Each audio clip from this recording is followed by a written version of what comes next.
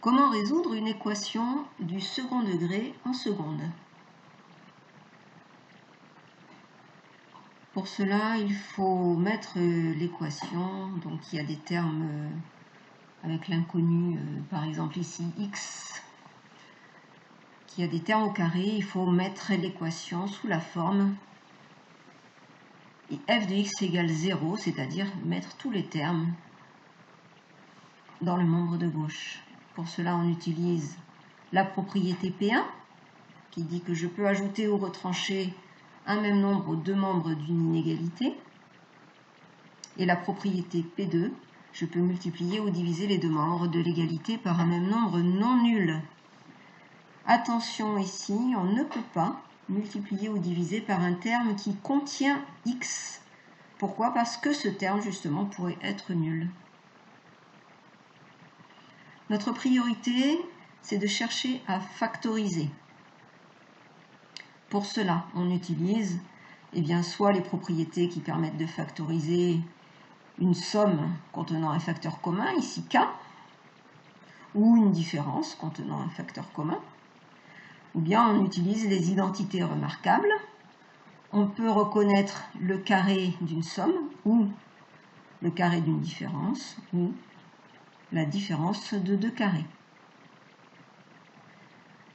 Si on arrive à factoriser à ce moment-là, on peut résoudre une équation du type ax plus b facteur de cx plus d égale 0 en utilisant la propriété P3. Un produit de facteurs est nul si et seulement si au moins l'un des facteurs est nul.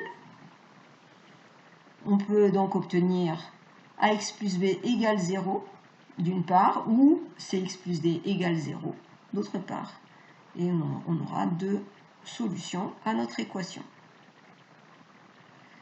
Si on n'arrive pas à factoriser, dans ce cas, il faut développer.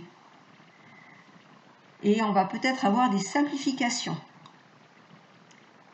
Premier cas, si on a le terme de l'inconnu au carré, ici x au carré, qui s'est simplifié. On a une équation du type ax plus b égale 0. On sait résoudre une équation du premier degré. Deuxième cas, c'est le terme constant qui s'est simplifié. On a une équation du type ax carré plus bx égale 0.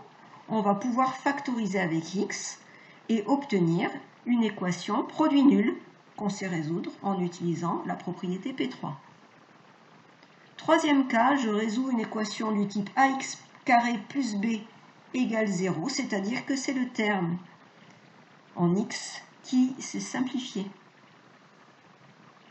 Et ceci, on sait aussi le résoudre. Si aucune simplification n'a lieu quand on fait le développement, dans ce cas, on vérifie son développement. Et si notre développement est juste, on devrait pouvoir arriver à factoriser.